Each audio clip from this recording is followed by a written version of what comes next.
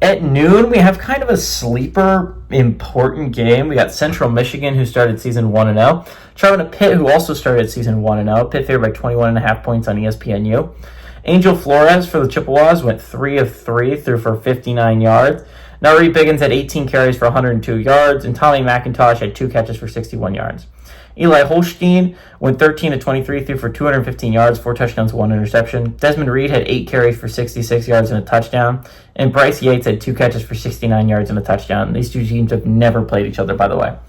I think what's really interesting about this Chippewas team is, right, I've been talking about this earlier, there are 30 group of 5 teams that are still sitting undefeated that can make the college football playoff.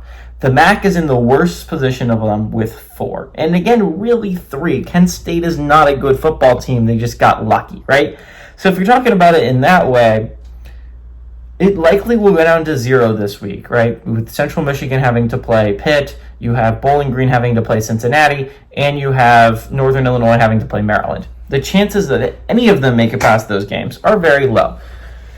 But Central Michigan looks solid against San Jose State. Again, this is a San Jose State team I still think can be a contender in the Mountain West. That is the amount of respect I think that San Jose State is as good of a team as I think they can be. And Central Michigan went on the road, a Central Michigan team I didn't think was very good, and was able to find a way to win that game. Was it a pretty win? No.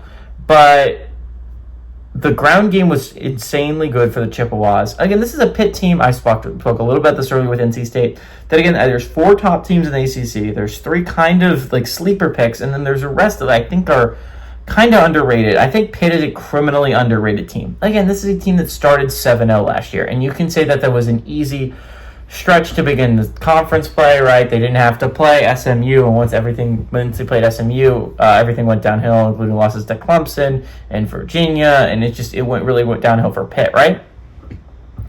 But this is a Pitt team that again started 17-0, and when Eli Holstein is healthy and playing good football, this is going to be an extremely tough Pitt out, and I think Pitt is criminally slept on.